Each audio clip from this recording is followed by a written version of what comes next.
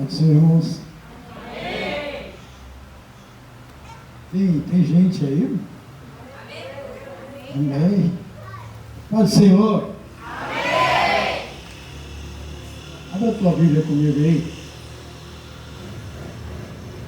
1 Samuel, capítulo 6. 1 Samuel, capítulo 6, verso 1.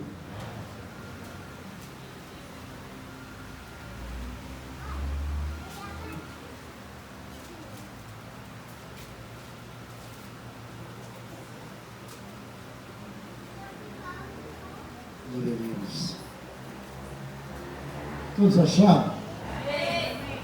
Amém?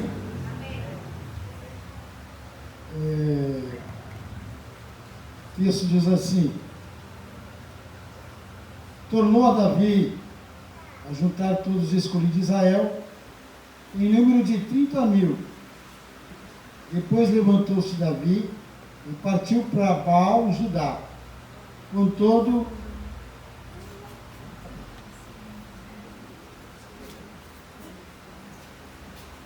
se Davi falou dele, parece. Você fez eu perder aqui. Depois levantou-se Davi e partiu para Baal, Judá, com todo o povo que tinha consigo, para trazer dali para cima a arca de Deus, ao qual é chamado pelo nome, o nome do Senhor dos Exércitos, que se assenta sobre os querubins. Puseram a arca de Deus em um carro novo e levaram para a casa de Abinadab, que estava sobre o outeiro. Eusa e Aiô, filho de Abinadab, palavra difícil, né? Abinadab, guiavam o carro novo. Foram, pois, levando da casa de Abinadab, que estava sobre o outeiro, com a arca de Deus. E Aiô ia diante da arca. Davi e toda a casa de Israel, amém? Tocava perante o Senhor com toda a sorte de instrumentos de pau, de faia, como também de harpa, salteiro, tamborins, pandeiro e símbolos. Quando chegaram à eira de Nacon, Uza estendeu a mão à arca de Deus. Eu acho que tem uns irmãos que não acharam, né? 2 Samuel 6.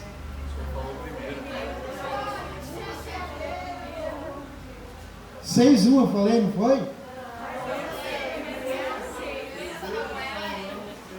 Eu falei 1 Samuel, não falei 2 não? Oh, meu Deus, perdão, 2 Samuel. Meu Deus, eu estou vendo um barulho de Bíblia, o pessoal todo... E vocês não me avisam? Brincadeira, gente. Então, olha lá, versículo de número 4.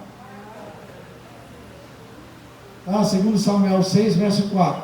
Foram, pois, levando da casa de Abinadab, que estava sobre o outeiro, com a arca de Deus. E Aiô ia diante da arca. E Davi e toda a casa de Israel tocavam perante o Senhor com toda a sorte de instrumentos de pau, de faia, como também como harpa, salteiro, tamborins, pandeiro e símbolos. Quando chegaram à eira de Nacon, Uza estendeu a mão à arca de Deus e pegou nela, porque os bois tropeçaram. Então a ira do Senhor se acendeu contra Uza, e Deus o feriu ali. E Uza morreu ali junto à arca de Deus. Davi se entristeceu porque o Senhor abrira rupturas em Uza, e passou a se chamar aquele lugar Peri-Uza até o dia de hoje. Davi, pois, teve medo do Senhor naquele dia, e disse: como virá a mim a arca do Senhor? Então não quis levar a arca do Senhor para a cidade de Davi, mas fê-las entrar na casa de Obed-edom, o gitita. E ficou a arca do Senhor 3 meses na casa de Obed-edom, o gitita. E o Senhor o abençoou com toda a sua casa.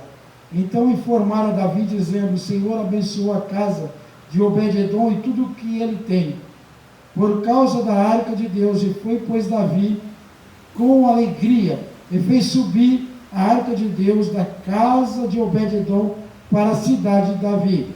Quando os que levaram a arca só tinham dado 6 passos, eles sacrificavam um boi e um animal cevado.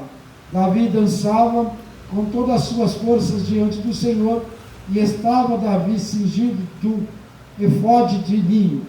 E assim Davi e toda a casa de Israel subiram trazendo a arca do Senhor com júbilo e ao som de trombetas. Quando entraram a arca do Senhor na cidade de Davi, Mical, filho de Saul, estava olhando pela janela, e vendo ao rei Davi saltando e dançando diante do Senhor, o desprezou no coração. E introduziu, pois, a arca do Senhor e puseram em seu lugar, no meio da tenda que Davi lhe havia armado.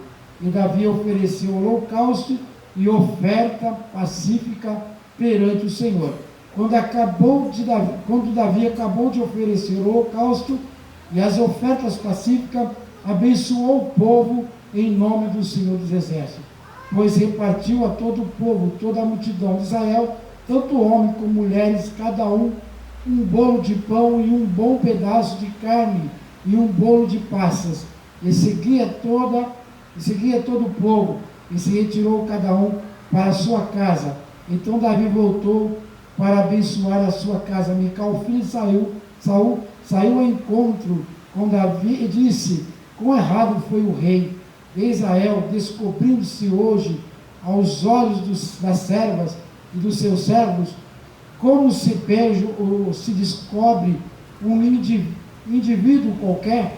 Disse, porém, Davi a Mical: perante o Senhor que te escolheu, a mim, de preferência o teu pai e a toda a tua casa, estabeleceram-me por chefe sobre o povo de Israel, e sobre Israel sim foi perante o Senhor que dancei, e perante ainda hei de dançar. Amém? Você pode aplaudir o Senhor?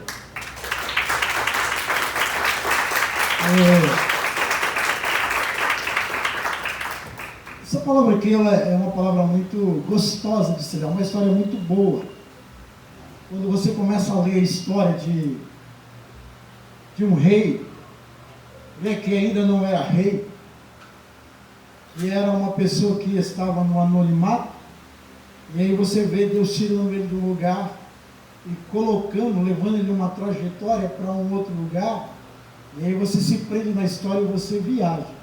Para chegar a esse ponto ao qual Davi, ele chegou para buscar a presença de Deus, ele teve uma trajetória, e a trajetória não foi muito legal. Por que não foi muito legal? Só para a gente, em livro de introdução aqui, algo aqui interessante.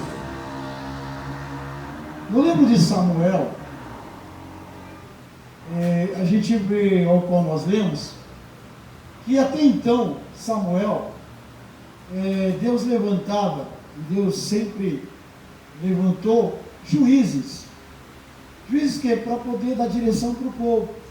Samuel foi um dos últimos juízes que Deus levantou, quando a casa de Eli, vocês conhecem toda a história, Eli que tinha pecado, que tinha os filhos feito tantas coisas erradas, Eli não corrigiu, não repreendeu, e Deus então disse que ia tirar de toda a linhagem de Davi, que não seria mais eles como os juízes ou os sacerdotes perante o Senhor. Então a gente sabe da história do menino Samuel. Quem não sabe isso? Até as crianças sabem que Deus escolhe Samuel, e é muito bonito quando Samuel, Ana tem Samuel, leva para o templo, e ali Samuel fica, cresce no templo, e já com uma idade, já um rapazinho, Deus chama ele atende para que Deus o chama, e de repente Samuel se torna o último juiz.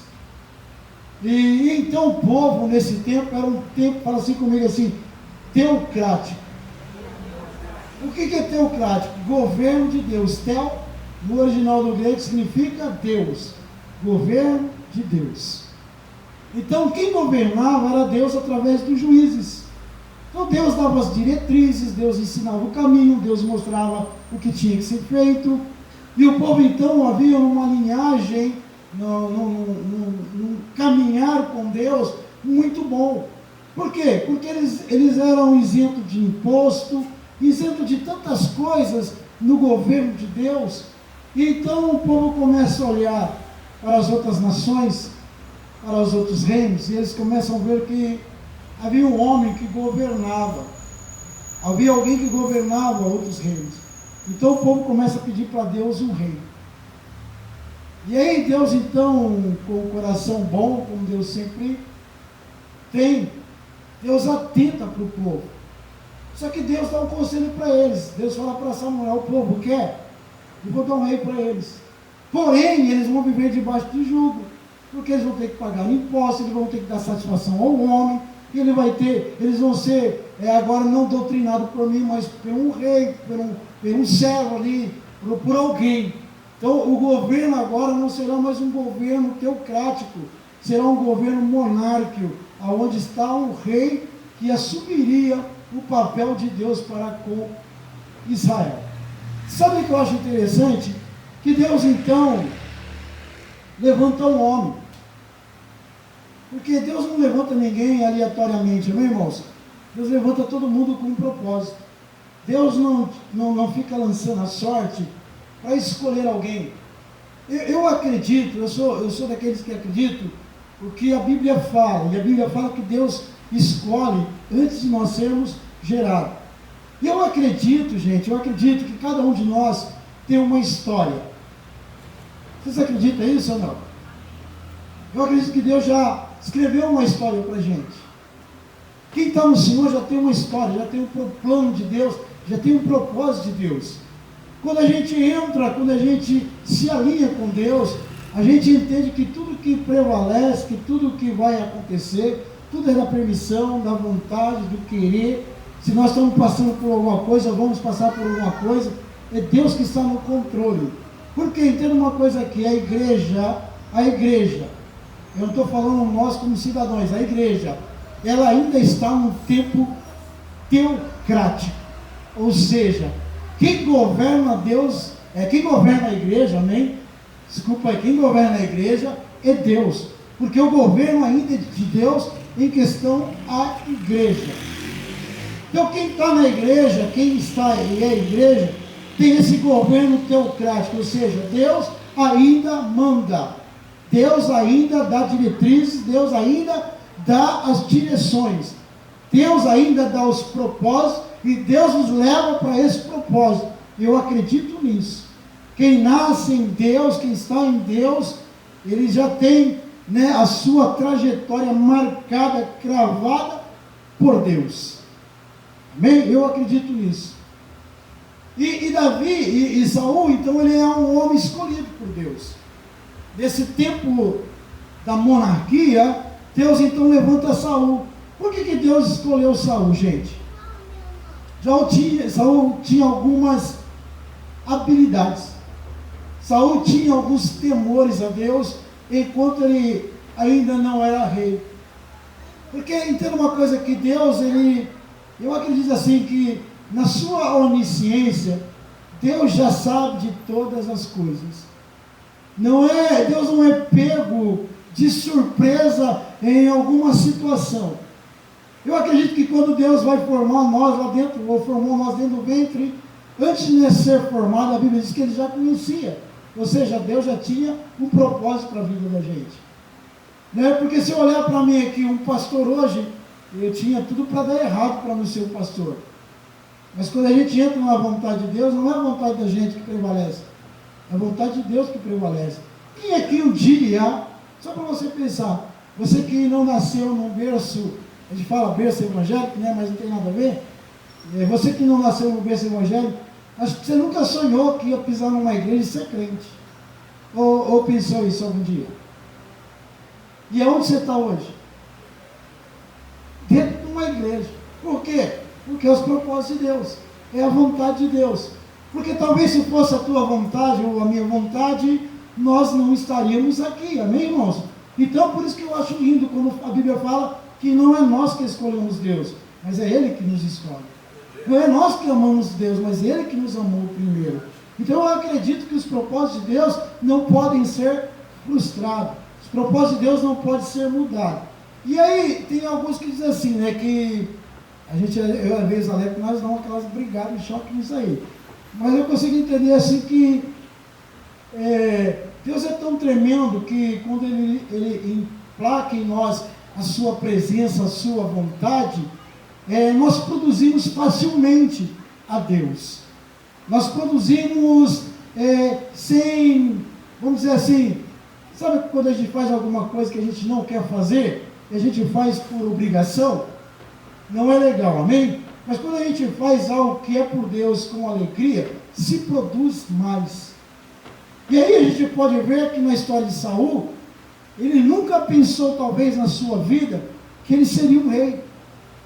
Por quê? Porque ele não era uma linhagem tão boa, não era uma linhagem sacerdotal, não era, talvez, um cara que talvez a gente ia escolher ele para ser.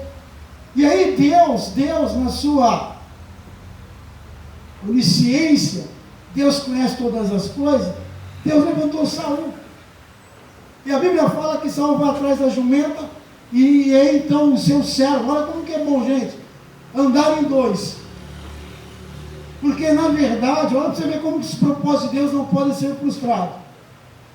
A vontade de Deus não pode ser frustrada, porque em determinado lugar, Saul diz para o seu servo, o seu amigo: vamos voltar, porque nós não encontramos. Talvez o meu pai vai ficar preocupado, porque também perdeu a gente. Então nós vamos voltar, para não deixar o meu pai preocupado. Mas o amigo que estava do lado dele disse: não, vamos adiante, porque tem um profeta, tem um sacerdote Samuel, ao qual ele pode nos dar alguma direção. Só que escute isso aí, nisso Samuel já estava sabendo, porque Deus já tinha falado com Samuel, que viria Saul diante dele, e ao qual Deus já tinha provido como rei. Sabe o que eu entendo aqui? Que Deus, aleluia, é tão poderoso, que tudo que nós passamos é permissão dele. Se nós estamos em Cristo, é a vontade dele. E às vezes nós parecemos que é uma catástrofe que nós estamos vivendo, é algo terrível que nós não vamos suportar. Só que eu entendo que é Deus levando nós para o seu propósito. Porque se Samuel volta, ele não estaria enquadrado dentro do propósito de Deus. Então Deus o leva ele para o propósito. Eu acho lindo isso, porque muitas das vezes nós queremos desistir, parar, e Deus nos coloca alguma coisa para nós chegarmos no propósito de Deus para a nossa vida. Porque a vontade dele é o que prevalece, gente. É a vontade dele que tem, aleluia, toda a autonomia sobre céus e terra. Então quando Saul chega, o Samuel já sabe. O Samuel já está preparado. Samuel manda ele esperar. Aí o Samuel vai e o unge como um rei. Então olha que coisa linda. Quando a unção vem sobre a vida de Saul, os céus já estavam reconhecendo ele como um rei. Por que como um rei? Porque a Bíblia fala que quando Saul sai da presença de Samuel, ele vai voltando para a casa do seu pai, ele encontra alguns moços profetizando. E quando ele entra no meio, ele começa também a profetizar, ou seja, naquele instante o Espírito de Deus toma a vida de Saul de uma tal forma que ele está cheio de Deus. E quando ele volta para a sua cidade, ele já volta com uma autoridade espiritual e também uma autoridade monárquica, ao qual Deus instituiu, estabeleceu ele como um rei. Sabe o que eu aprendo aqui? Deus coloca a gente aonde Ele quer. Eu acredito que Deus exalta, Deus abate, Deus mata, mas Deus dá vida, Deus levanta, Deus derruba, porque todo domínio e todo poder está na mão dele. Era Deus levando Saul para o seu propósito, ao qual o povo pedia para Deus. E sabe o que eu acho interessante? Que ele volta e quando ele chega na cidade, ele é reconhecido.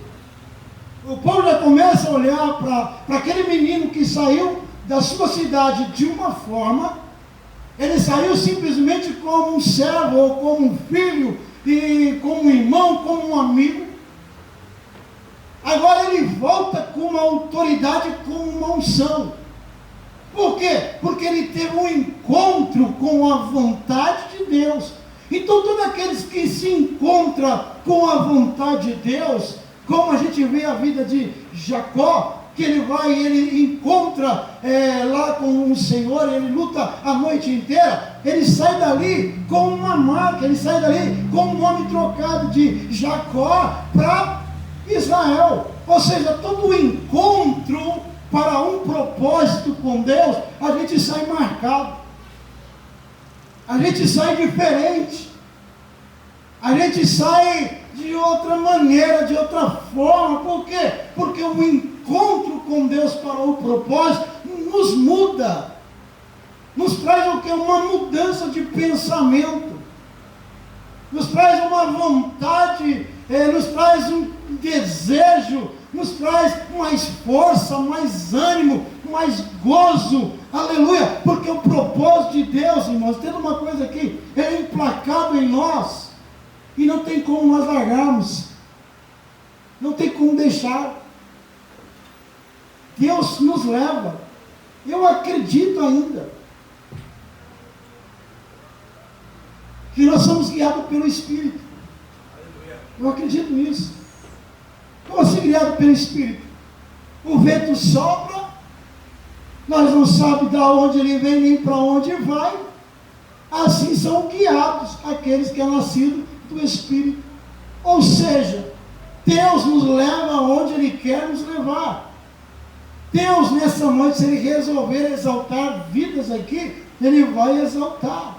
Se Deus antes quiser que pessoas tenham um nome conhecido no mundo, Deus faz isso. Mas se Deus quiser pegar aquele que está lá em cima, que serve alguma coisa, e Deus quiser abater, Deus também abate. Sabe por quê? Porque Deus é Deus. Agora eu entendo que Saul volta agora com um propósito. E qual é o propósito agora? Governar Israel. Ele volta agora com uma diretriz de Deus, com um propósito de Deus, com uma direção de Deus. E a Bíblia fala que ele começa, diz assim, começou bem. Fala aí. Ele começou bem. O Saul, ele teve muitos êxitos. Foi um cara que as pessoas começaram a olhar para ele e ver um diferencial.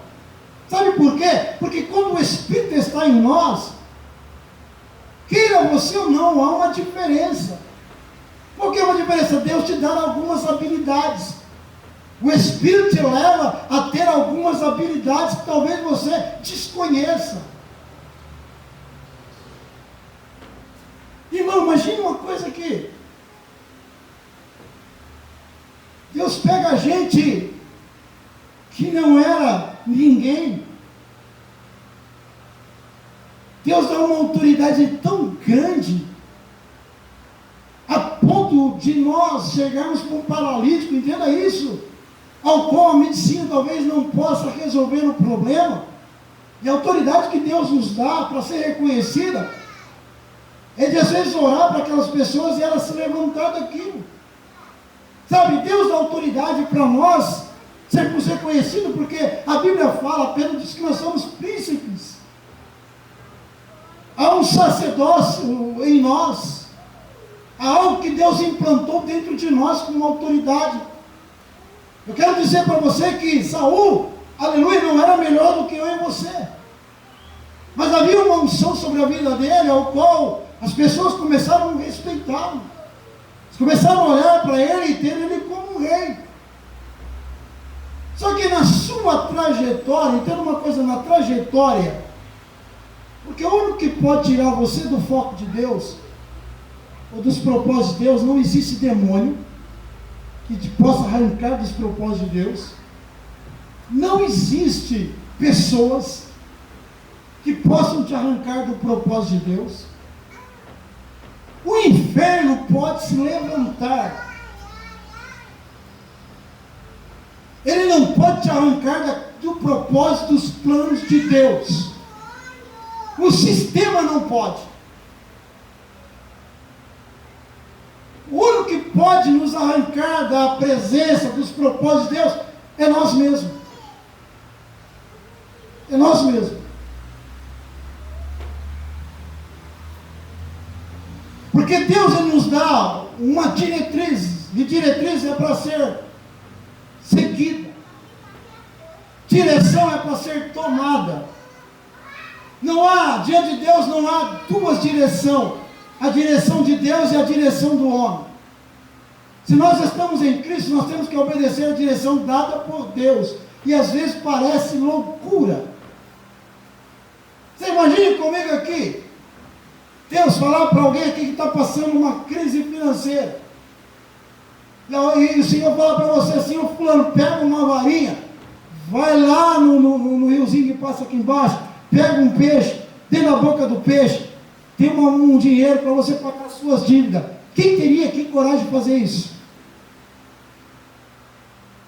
Alguém aqui tem a coragem? Ou alguém dizer assim: está necessidade? O que você tem na tua casa? Ó, pastor, eu só tenho um pouquinho de arroz. Então você vai pegar esse pouquinho de arroz e vai colocar em muitas vasilhas. Será que você teria coragem de chegar na tua casa e começar a virar aquele pouquinho de arroz para viver a multiplicação de Deus? Opa, vamos mais além. Tem alguém no nosso meio que é o dom de cura? Que quer receber o dom de cura? Tem alguém ou não? Quem tem, levanta a mão aí. Uma pessoa só, gente. Duas pessoas. Tem mais alguém? Você quer falar para o paralítico? Levanta. Tem mais alguém? Estou falando algo sério aqui, não estou pegando vocês não. Tem mais uma lá atrás. A pergunta, mais outra, a pergunta que quero fazer nessa noite, e entenda isso, tá? Como, para que cura? Porque antes de nós recebermos isso, aleluia, os hospitais estão cheios, precisa ir lá. Só lá você vai ver Deus operar.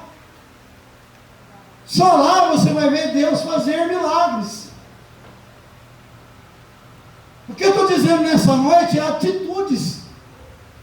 Sabe, o Senhor, ele propôs na vida de Saul e de Davi, e você vai ver que eles tomaram atitudes. Entendeu? Ele não chegou lá na cidade, simplesmente voltou, aleluia, porque ele saiu de uma forma, mas ele voltou de outro jeito.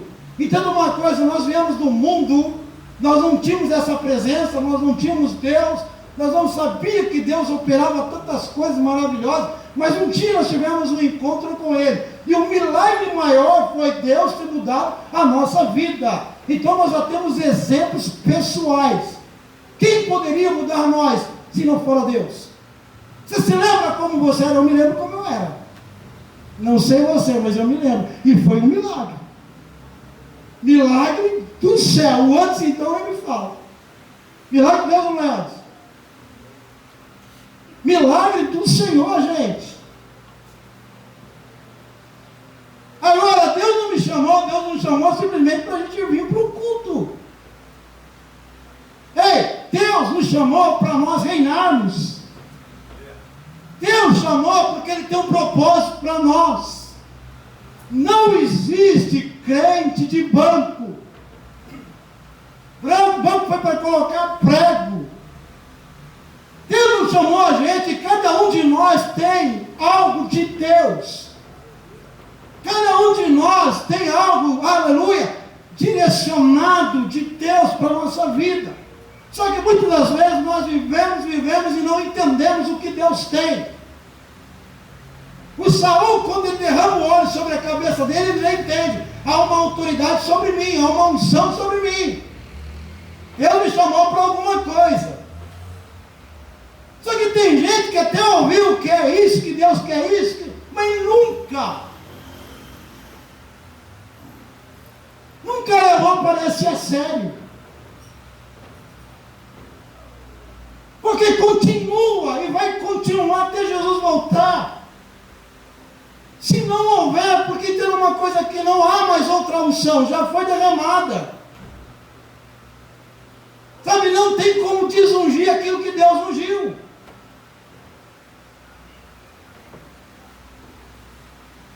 Quando Deus separa para um propósito, para uma missão, você pode até não fazer, mas lá no final a conta vem. E a conta vai vir e os juros vai ser alto. Sabe por quê? Porque Deus não vai chamar ninguém simplesmente para salvação, gente. Deus vai chamar simplesmente a gente para viver uma vida, porque eu sou salvo agora, beleza, não. Deus nos chamou, e a Bíblia diz, eu chamei vocês para que vocês dê fruto, e o vosso fruto permaneça. Ou seja, Deus chamou a cada um de nós para frutificar. E a pergunta é nessa noite, quem aqui já ganhou uma alma para Jesus sequer? É 50 anos de crente, 40 anos de crente, ganhou quantas almas? Uma alma. Aí muitas pessoas me perguntam assim, mas vale mais uma alma do que o mundo inteiro. Ô, preguiçoso, vai trabalhar, vai ganhar alma para Jesus. Ganhou uma alma, acho que está bom. Ganhou 2 almas, acho que está bom. Irmão, Deus nos chamou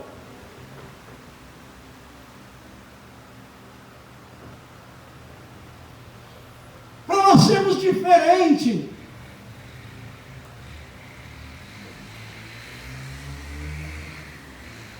O Saul faz tudo errado. E o maior erro de Saul, sabe o que foi?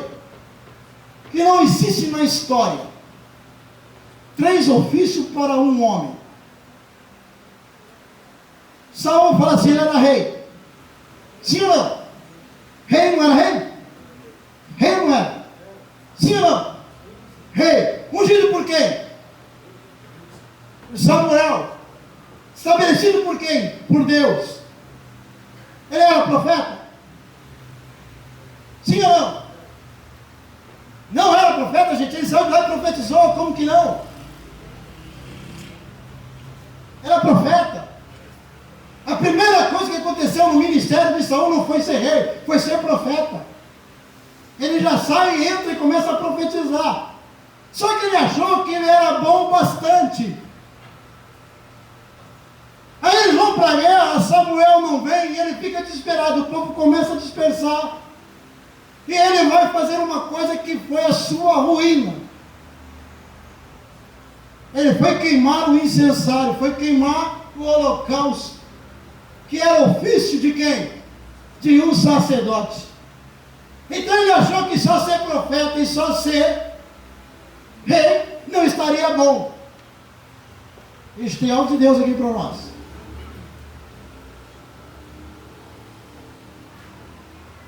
Guarde isso no teu coração.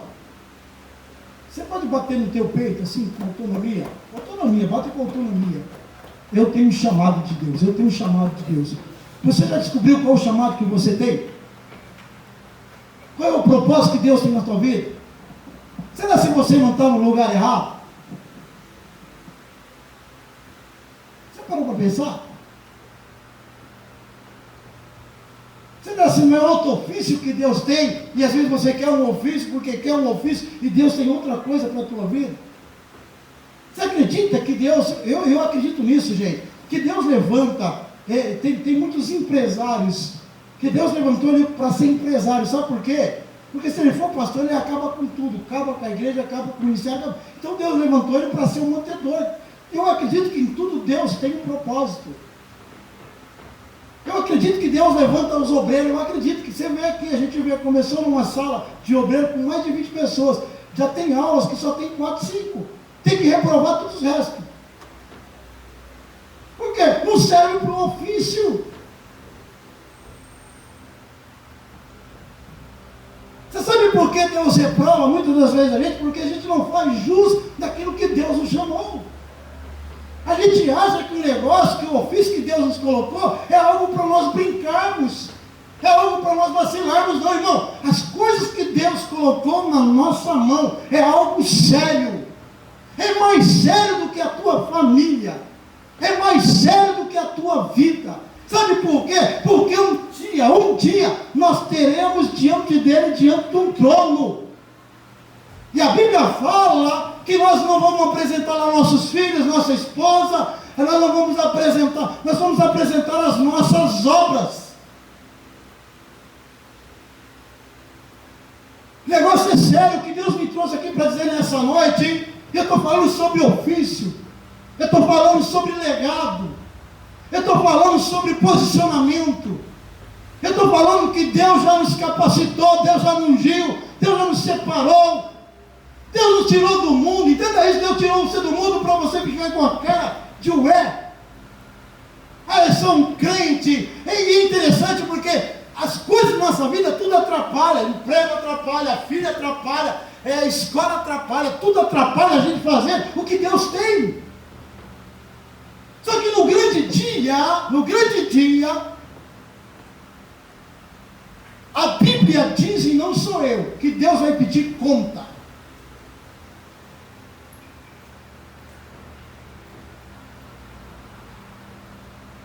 A gente acha que esse dia não chega. Deus pediu, chegou o dia da conta de Saul. Por quê? Saul vai querer queimar e ele queima o holocausto. Quando ele queima o holocausto, Deus já fala para Samuel: pode falar para ele que eu rejeito ele, eu não quero mais saber dele.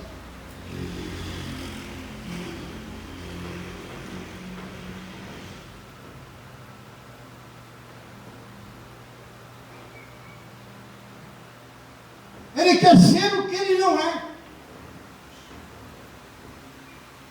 Ele está fazendo coisa que não é para fazer.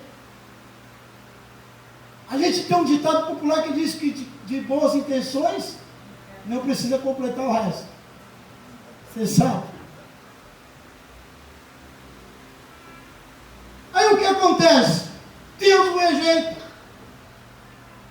Quando ele vai lá para o reino de Agag, Deus fala para ele assim: ó, você vai pegar lá o povo de Agag, vai matar todo mundo, animais, tudo, não vai deixar ninguém. Ele vai lá, olha, deixa as vacas mais gordas, os animais mais bonitos, mata o que não prestava, mata o povo, deixa Agag vivo. Deus já começa a ficar furioso. Ou ele me obedece, porque tem uma coisa aqui, para você ser bem sucedido no seu chamado, existe uma palavrinha: obedecer. Porque obedecer é mais do que sacrificar. Você pode fazer tudo, mas se não tiver obediência naquilo que Deus quer, é em vão. Você pode cantar, vir para o ensaio, você pode pregar, você pode evangelizar, mas se você não tiver no centro da vontade daquilo que Deus quer, é em vão. Então o que acontece com ele? Deus o despreza. E Deus chega para Saul e diz assim, para Samuel, diz assim: ó, até quando? Até quando você vai suportá-lo? Sendo que eu já rejeitei. Até quando você terá dó? Sabe o que eu acho engraçado? Que tem pessoas que titulam o nosso Deus simplesmente com amor. E é uma verdade, sim ou não?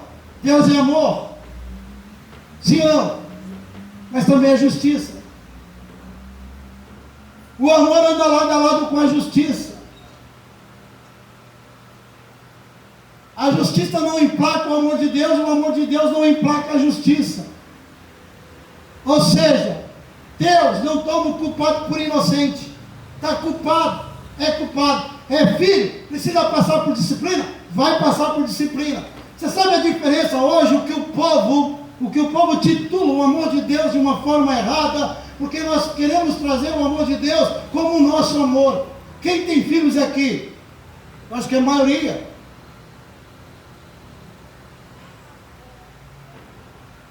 Se nosso filho fizer alguma coisa errada e for preso, o que a gente faz? Vai fazer de tudo para tirar ele de lá. Infelizmente que tem gente ainda que diz: o filho é ruim. Não é porque é filho que é bom. Lesa os outros, vai lá e vai preso. Aí o pai e a mãe, tadinho, vou fazer de tudo para tirar de lá, porque se eu não tirar de lá, eu não tenho amor. É diferente. Deus, no seu amor, entenda uma coisa aqui, Deus não vai passar a mão na nossa cabeça por nós ser filho. Entenda uma coisa, se nós errarmos, pisar na bola, virar a disciplina de Deus. Por quê? Ele é justiça. Então as pessoas confundem, acham que Deus não ama, por isso não. E na verdade Deus ama. E quando Deus corrige, é porque Ele ama. É porque quer que nós melhoramos. É porque Ele quer que nós saímos do erro. É porque Ele quer que nós saímos do lugar ao qual nós estamos indo para a perdição. E nós não conseguimos dimensionar esse amor de Deus. O amor de Deus não é como o meu e o seu.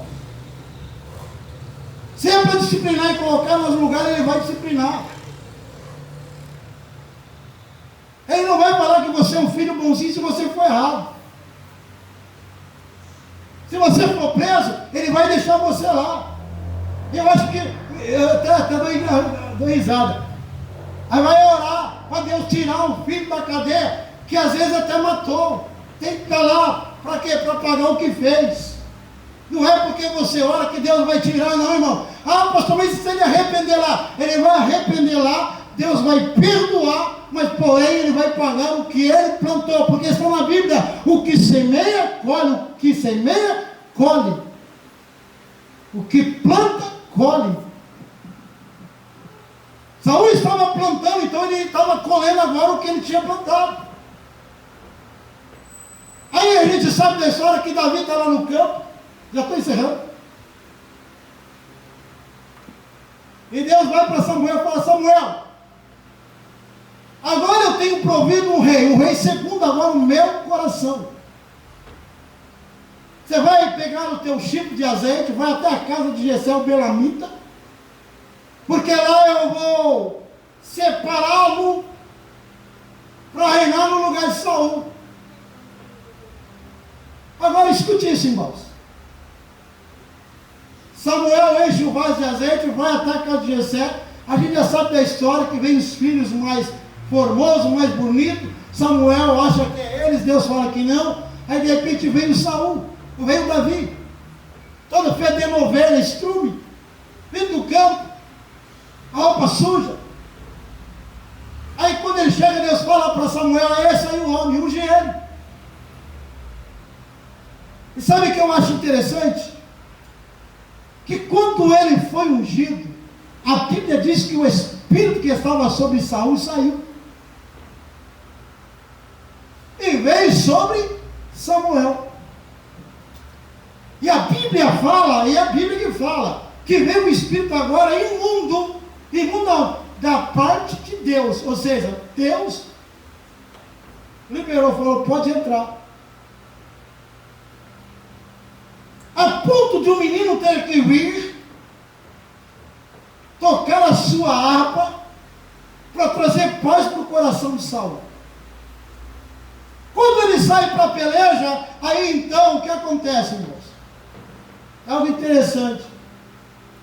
Saul está numa guerra, numa batalha com os filisteus, batalha travada. A Bíblia fala que os filisteus estavam do lado do vale, Israel estava do outro lado. O gigante vinha todos os dias, afrontava o povo de Deus.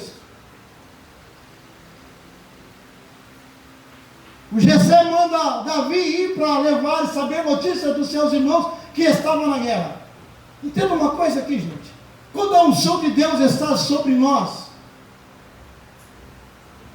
e eu acredito que ela está sobre a tua vida, vai chegar o tempo, o momento de Deus te tirar do anonimato. Ou seja, vai chegar o momento da honra de Deus vir. Por quê? Porque as pessoas precisam ver que há um Espírito excelente dentro de você, dentro de nós. Há algo de Deus, aleluia, que, irmãos, as pessoas vão olhar e ela vai ver em nosso semblante, em nosso jeito de falar, no nosso jeito de andar. As pessoas vão ver que há algo diferente. Quando Davi chega, ninguém dá nada para ele. Ele chega ali sem ser conhecido. Aí ele pergunta: o que está acontecendo? Quem é esse circunciso que está apavorando Israel. E sabe o que eu acho interessante? Deus vê a gente aonde ninguém vê. Deus, aleluia, honra a nossa vida. E ninguém está vendo e Deus já está honrando. Sabe para quê? Para que quando a glória dele manifestar, as pessoas vão ver verdadeiramente que Deus é contigo. Sabe daquela situação difícil que você está passando? Aí Deus entra, muda a história, muda o quadro, e aí você, as pessoas, elas têm que engolir seco, entender que Deus está com você, que você é uma propriedade exclusiva de Deus. Aí quando Davi chama os oficiais e diz assim: olha, eu quero lutar com esse incircunciso. Aí pegaram o menino e levaram diante de Saul. Para vocês terem uma ideia, de todo o exército de Israel, se Saul entrasse no meio do exército de Israel, ele era o homem mais alto que havia em Israel. Ele sobressaía diante de todos os outros. Porém, uma pessoa que pede a unção de Deus, ela pede a ousadia. Porque Saul chegava: vamos para guerra. Quando o filisteu via, eles acuavam. Agora o menininho chega diante de Saul e diz assim: eu quero lutar. Porque havia algumas propostas, isento de imposto, ia casar com a filha do rei, tinha algumas regalias. O menino vai para essa guerra, e quando ele chega diante de Saul, Saul diz para ele: você, menino, você quer lutar? Mas acho que você não vai vencer. Eu acho muito bonito que no anonimato ele tinha uma história. E eu sei que você também tem uma história, que talvez ninguém viu. Ele estava no campo cuidando das ovelhas, e ele conta para o Saul: olha, rei, veio uma leoa, e ela pegou uma das minhas ovelhas. Eu corri, peguei na boca dela, tirei a minha ovelhinha, matei o leão. Outra vez saiu uma ursa, pegou outra ovelhinha, e eu fui lá, matei o urso, tirei a minha ovelhinha da boca do urso. O mesmo Deus que me deu o leão, que me deu a ursa, me dará esse incircunciso. E ele vai colocar a armadura de Saul. Saul fala para ele: coloca a minha armadura. O moleque, como é que, eu imagino que quase 2 metros tinha Saul, estava incomodado. E ele fala assim: eu vou lutar porque eu vou no nome do Senhor. Eu quero que vocês coloquem de pé. Não deu para chegar aqui na presença. E a Bíblia fala, ele estava cheio de espírito. Ele vai no rio, pega 5 pedrinhas lisas, pega o seu estilingue. Sabe o que eu acho interessante? Que ele desce para o vale. O gigante vem afrontando. Quando o gigante vem, ele fala assim: quem que você pensa que eu sou? Para vir com o estilingue, está pensando que eu sou um cão. E Davi já respondeu: eu vou até ti no nome do Senhor. Porque a pessoa que tem o Espírito Santo, ela tem ousadia. Sabe aonde Deus vai te honrar? Sabe a maior honra que Deus vai te fazer? Não é colocar um holofote para você brilhar, não. A maior honra que Deus vai te dar vai ser na tua luta, na sua prova. Que Deus vai chegar e vai mostrar que Ele é Deus. É que todo mundo olhava, se fosse para, naquele momento, falasse assim: quem vai ganhar? Eu imagino que Israel todo e os filisteus todos dizendo: olha, a guerra já é ganha. Golias já venceu. O gigante já tem. Para esse menino não tem o que se fazer. E a Bíblia fala que o menino vai diante do gigante. E ele vai no nome do Senhor. Ele pega a sua funda, pega a pedra. O gigante vem com espada. E a história diz que o gigante vem com o escudeiro. Ou seja, alguém com o escudo na frente defendendo o gigante. O gigante estava todo preparado com a sua couraça, seu capacete. com os seus armamentos, com a sua espada. Aí o moleque vai agora adiante. Sabe o que eu quero trazer para você nessa noite? Deus escolhe os improváveis. Deus escolhe aquele que pensa que não é. Em toda a história da Bíblia você vai ver os homens que Deus chama dizendo: eu não posso, sou pequeno, sou de uma clã fraca, sou de uma clã que não tem nenhuma, não é reconhecida, sou pequenininho. É desse que Deus quer. Se você entrou aqui nessa noite achando que você não pode, Deus nessa noite pela palavra está dizendo: eu te chamo. Eu escolho você mesmo para confundir aqueles que são. Sabe, eu chamo você mesmo para confundir aqueles que pensam que é. Sabe, tem pessoas que entram em conflito dizendo: eu não posso, eu não consegui. Nós não conseguimos mesmo, e não podemos mesmo, é Deus que faz. Davi, se fosse no seu natural, ele não iria acontecer. Não ia acontecer nada e não estaria gravado para nós nos dias de hoje. A história dele está no dia de hoje, sabe por quê? Porque ele foi ousado. E nessa noite o Espírito Santo quer trazer ousadia para a nossa vida. Porque às vezes o demônio se levanta contra nós e às vezes ele vence, porque nós nos afastamos, somos acuados. Mas hoje nós vamos descer. Aleluia, diga assim: eu vou descer.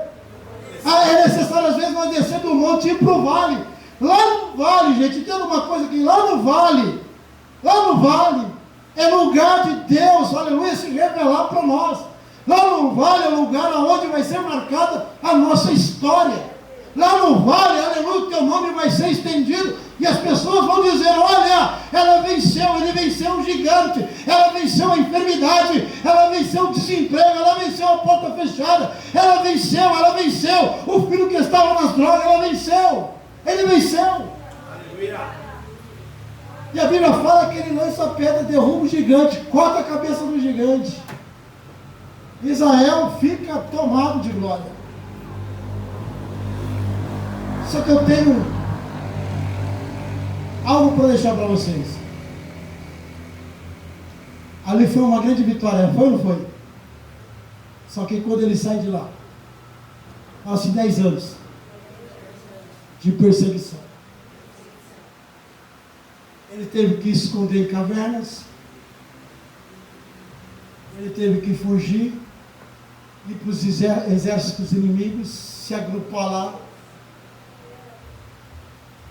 passou necessidades, 10 anos sofrendo.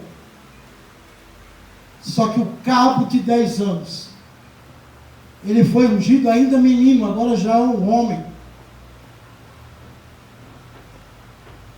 Não foi igual Saul, que saiu de lá, já é reconhecido como rei, não. Aí ele é ungido na casa do pai dele. Depois que Saul morre, ele é ungido novamente em Hebrom. E aí ele se torna o rei de Israel, o rei de Judá. A Bíblia nos diz que Deus o exaltou, ela se exaltou. E sabe a primeira coisa que ele fez?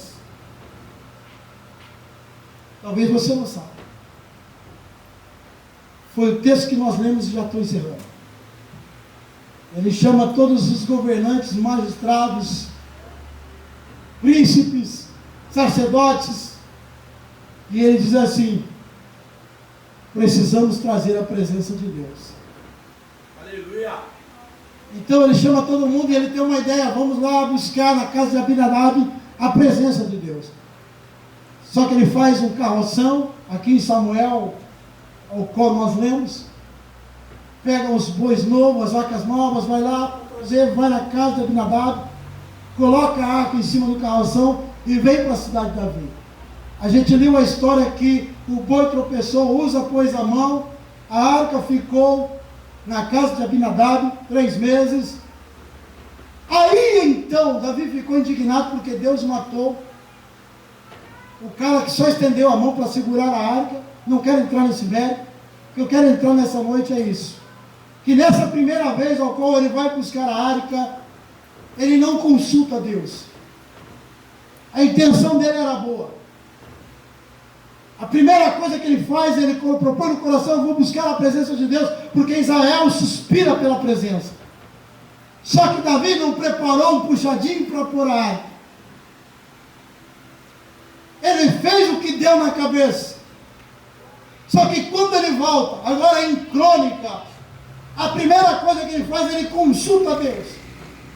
E aí o Senhor fala para ele, não é em carroça, não é com bois. A minha presença, ela tem uma maneira de levar, um jeito de levar. Aleluia. Ou seja, vocês têm que consagrar a vida. Vocês têm que chamar os levitas, os sacerdotes, porque a linhagem é para eles carregarem. A arca, ela tem que ser carregada nos ombros. Então Davi constrói a sua casa e faz um puxadinho. Aleluia, eu amo isso. Sabe aquele puxadinho que você faz na sua casa? Foi um puxadinho daquele.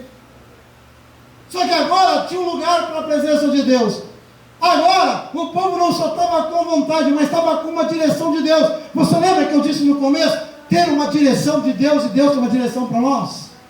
Porque não é de qualquer maneira, não é de qualquer jeito, não é como a gente pensa, não é do jeito que a gente às vezes faz. É do jeito dele, da maneira dele, como ele quer, do jeito que ele quer. E sabe o que eu aprendo aqui? Que ele vai buscar agora de um jeito, ele leva animais para sacrificar. Quando ele chega na casa de Obed-Edom, escuta isso, gente. Sacerdote, imagine o sacerdote entrando, não quero falar do método que Deus abençoou a casa de Obed-Edom. Mas eu quero falar que agora Davi, agora cheio de alegria. Aleluia. Ele entende, ele não estava entrando no mesmo extremo agora do que Saul. Ah, eu sou rei, sou profeta, e agora eu vou ser sacerdote. Não. Ele chama o sacerdote, o ofício certo, para levar a presença. E a Bíblia fala que eles davam 6 passos. Eles pararam e sacrificavam. E sabe qual era a função de Davi? Tirar da sua roupa real.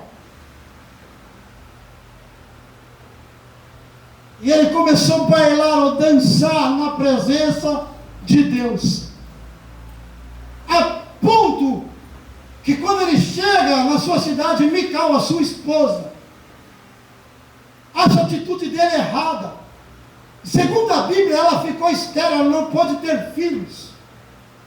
Porque ela tocou, aleluia, numa unção que estava sobre Davi. Sabe o que eu tenho para falar para você nessa noite? Essa unção que está sobre a tua vida. Aleluia. As pessoas, se ela tocar nessa unção que está sobre você, elas vão ter a penalidade. Pastor, mas nós estamos vivendo um tempo da graça. Ei, havia uma unção sobre a vida de Pedro. Quando Ananias e Safira veio diante da igreja e mentiu, Pedro disse que elas não sairiam com vida. E o próprio Espírito matou elas. Em plena graça. Então nós não podemos confundir o que Deus, esse Deus é amor, mas também é fogo consumidor. Ele nos chama para nós vivermos uma vida com propósito, com verdade. Se aquilo que está impedindo de você buscar a Deus, de você desenvolver o que Deus tem na tua vida, muitas das vezes é melhor abandonar. Sabe por quê? Porque um dia nós não vamos poder dizer para ele que não ouvimos a palavra dizendo que eu tenho que deixar algumas coisas. É como eu preguei domingo. Todos os discípulos deixaram a rede, deixaram alguma coisa para seguir Jesus. Ou você confia no propósito de Deus na sua vida, ou você está andando para trás. Ou você confia que Deus está com você, ou você é mais um. Ou você confia que você tem 5 pães e 2 peixinhos, e se você entregar na mão do Cristo, isso se tornará muito para a tua vida? Ou você fica com seus 5 pãezinhos e 2 peixinhos e come ele, porque quando acabar, não tem mais. Ou a gente se lança no que Deus tem e acredita no que Deus tem, ou a gente vai ficar vivendo essa vida de mesmice. Ou a gente vai viver nessa situação que vivemos a vida toda. E Deus nos trouxe aqui para dizer que quer mudar a nossa história. Deus quer mudar o quadro da nossa vida. Deus quer mudar. O antes falou que está falando em questão de viver do reino. Isso não é para todos, mas acreditar em Deus, que Deus pode fazer um milagre, que Deus pode fazer coisas grandes em nossa vida quando somos obedientes a Ele, isso é fato. Isso é fato, gente. Eu nunca vi Deus dever nada a ninguém. Eu nunca vi vi Deus chamar uma pessoa e deixar ela ao léu. Não. Quando Deus chama, Deus capacita, Deus cuida, Deus guarda, Deus leva, Deus levanta, Deus abençoa, Deus é fiel. Aleluia. E nessa noite Deus tem isso para essa igreja. Tem um lugarzinho puxadinho para Deus? Tem um puxadinho na tua vida aí para Deus? Você consegue estender um puxadinho hoje para Deus? Eu quero orar com você. Tem um puxadinho para Deus nessa noite para você colocar a presença do Rei? A fazer igual Obed-Edom? Eu não quero deixar mais a presença de Deus. Deixo tudo aqui, eu vou para casa, aonde Davi estabelecer lá a arca, eu quero estar lá. Se você estudar sobre a vida de Obed-Edom, você vai ver que Deus fez coisas extraordinárias por acreditar na presença. Às vezes nós não acreditamos na presença de Deus, Senhor Deus e Pai. Em nome de Jesus Cristo, teu Filho amado, nessa noite, Deus, eu quero te pedir mesmo que o Senhor nos alinhe naquilo que o Senhor tem. Eu quero te pedir nessa noite que o Senhor nos coloque esse propósito que vem arder em nossa vida.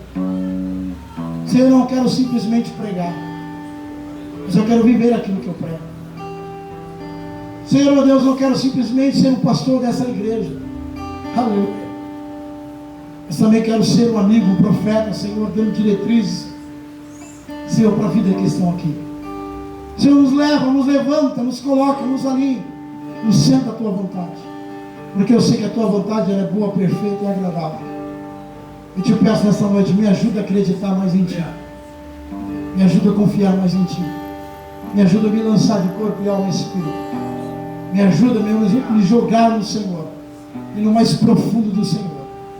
Senhor, eu não quero te seguir de ouvir falar. Eu quero ter intimidade contigo. Eu quero ser íntimo com o Senhor. Me leva nessa profundidade nessa noite.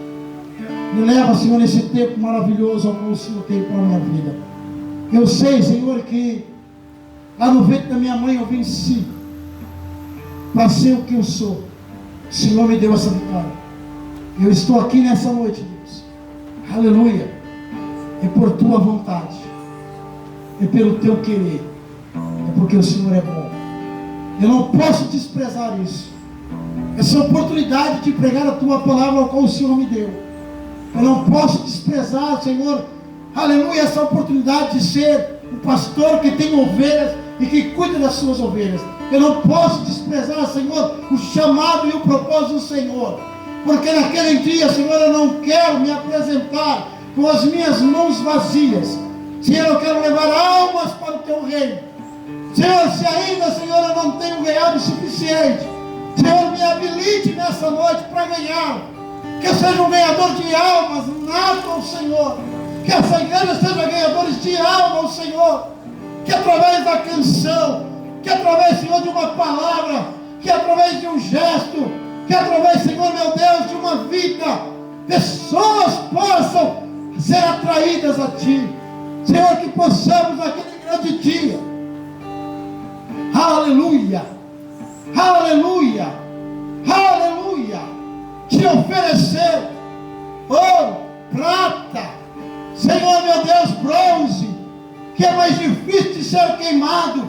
Eu não quero naquele grande dia te oferecer palha, feno, ao qual porá no fogo e será consumida rapidamente. Não, Senhor, porque na terra nós somos ambiciosos, na terra nós queremos ser e ter, na terra nós procuramos, nós corremos atrás e esquecemos que o nosso tesouro não está aqui, o nosso tesouro está com o Senhor. A tua palavra diz para nós amontoarmos tesouro aí, aonde haverá a nossa recompensa. Senhor, há um galardão que nos espera. Ah, Senhor, meu Deus e meu Pai, como eu almejo isso, como eu almejo te ver, como eu almejo receber das tuas mãos um galardão, dizendo: filho, fosse bom e fiel, fosse fiel sobre o pouco, eis que eu te coloco sobre o muito. Isso não é para essa vida, Deus, isso é para quando nós encontrarmos contigo. Eu quero, Senhor, uma coroa de glória. Aleluia, aleluia. Ora, basura, me canta lá, manaia. Senhor, meu coração queima naquilo que o Senhor falou conosco domingo. Senhor, eu quero estar preparado, não quero fazer, Senhor, meu Deus, quando o Senhor voltar, o Senhor não me encontrar, o Senhor não me achar. Eu quero estar preparado para o teu regresso, para a tua volta, Deus. Me ajuda a ser fiel. Me ajuda, Senhor, a ser fiel. Me ajuda a mortificar a minha carne. Me ajuda a esvaziar de mim mesmo, para que o Senhor possa me encher. O Senhor possa encher a cada um de nós. Em nome de Jesus. Que a graça do nosso Senhor e Salvador Jesus Cristo, que o grande amor de Deus e as duas consolações do Espírito Santo esteja com cada um de nós, hoje, amanhã e até a volta de Jesus. E todos digam: amém. Se Deus é por nós, quem será contra nós? Cooperando Deus, quem deverá? Então salve. Jesus. Até aqui. Amém.